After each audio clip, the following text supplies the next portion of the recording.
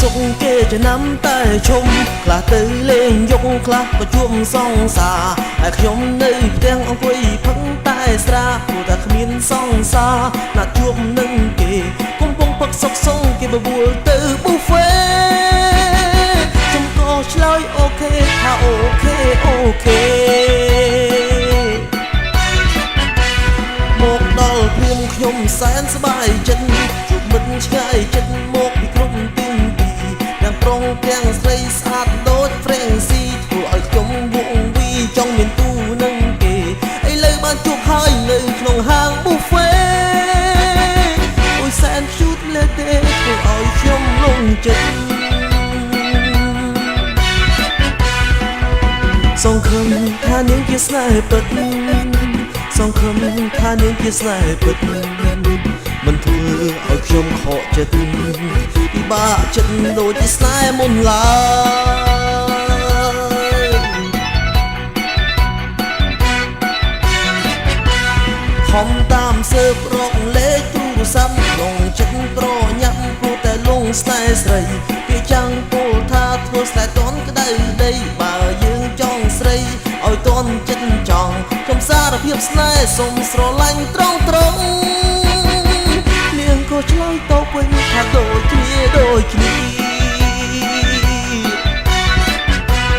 ទៅដល់ទាំងញាប់ខលទៅស្រីតែមិនដឹងហេតុអ្វីទេបាំងប្តីគេពុទ្ធរូបខ្ញុំនេះសែនអាពកម្លែងទេញ៉ែប៉ាប្រពន្ធក្រេសែនសយកនឡងគេប្រាប់ឲ្យខ្ញុំបញ្ញាប់ឈុំតាក់តងឲ្យខ្ញុំសុំទោសផងបាយបាយហើយប្រពន្ធក្រេ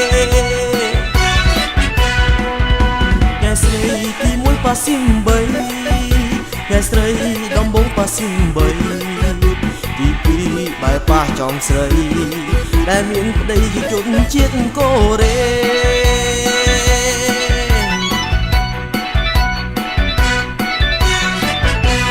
មកដល់ព្រៀងខ្ញុំសែនសប្បាយចិត្តជួបមិត្តឆ្ងាយចិត្តមកពីគ្រប់ទី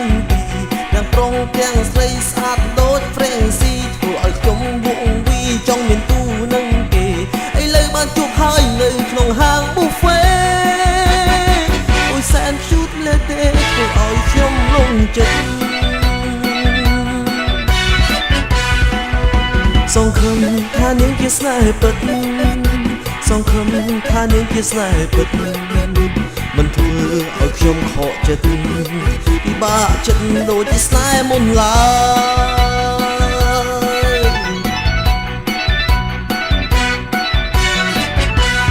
ខំតាមស៊ើបរកលេខទូរស័ព្ទក្នុងចិត្តប្រញាប់ព្រោះតែលងស្នេហ៍ស្រីគេចាំងពោលថាធ្វើស្នេហ៍តន់ក្តៅដីបើយើងចង់ស្រីឲ្យតន់ចិត្តចង់ខ្ញុំសារភាពស្នេហ៍សុំស្រឡាញ់ត្រ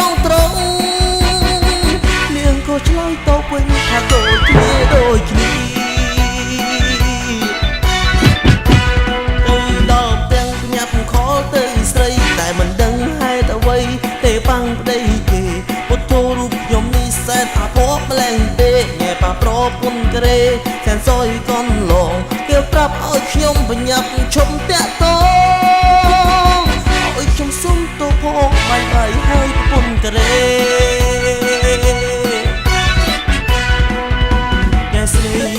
ប៉ាស៊ីម3អ្នកស្រីដំបងប៉ាស៊ីម3ទី2បែបប៉ះចំស្រីដែលមានប្តីជាជនជាតិកូរ៉េ